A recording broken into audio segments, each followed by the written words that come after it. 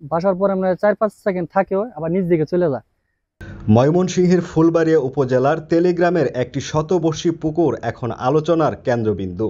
গত 1 মাস ধরে এই পুকুরে মাঝে মধ্যে ভেসে উঠেছে এক অদ্ভুত বস্তু, যা দেখতে শত শত উৎসুক মানুষের ভিড় লেগেই আছে। দূর দূরান্ত থেকে মানুষজন আসছে এই রহস্যময় দৃশ্য দেখতে, যার আকৃতি কখনো গাছের গুঁড়ি, আবার কখনো মহিষ বা গরুর মাথার মতো মনে হয়। স্থানীয় বাসিন্দারা বলছেন, বস্তুটি খুব কম সময়ের জন্য ভেসে ওঠে এবং মুহূর্তেই আবার ডুবে যায়।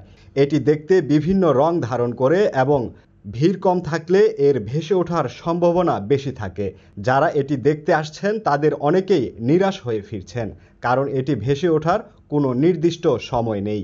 এই ঘটনার পেছনের কারণ কি তা নিয়ে সাধারণ মানুষের মধ্যে যেমন কৌতূহল আছে, তেমনি বিশেষজ্ঞরা এর বৈজ্ঞানিক ব্যাখ্যাও দিচ্ছেন। তারা বলছেন, পুকুরটি বহু পুরনো হওয়ায় এর তলদেশে জমে থাকা গাছপালা থেকে মিথেন গ্যাস তৈরি হচ্ছে। যখন এই গ্যাস জমে যায় তখন তা উপরের দিকে উঠে আসে এবং এর সাথে করে পচে যাওয়া কোনো বস্তুকে ভাসিয়ে তোলে। যখন গ্যাসের চাপ কমে যায় তখন বস্তুটি আবার তলিয়ে যায়। গ্যাসের বুদবুদও এই সময় পানির উপর দেখা যায়। তো যেখানে ভাসে ওই জায়গাটা অনেক বরফ পড়ে, তো কালো হয়ে যায়। বাসার পরে আমরা 4-5 সেকেন্ড থাকেও আবার নিচ দিকে চলে যায়। এটা বাসে আপনার তাল গাছের মতো মোতার মতো দেখা যায়, আবার মাঝে মাঝে আপনার সিঙ্গার মতো দেখা যায়।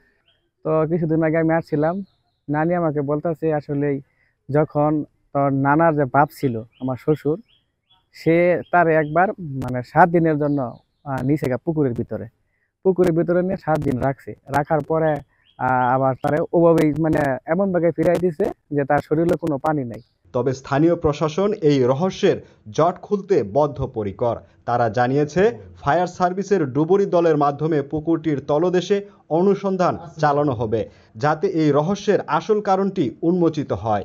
এই ঘটনাটি অলৌকিক নাকি প্রাকৃতিক তা নিয়ে বিতর্ক চলতেই থাকবে।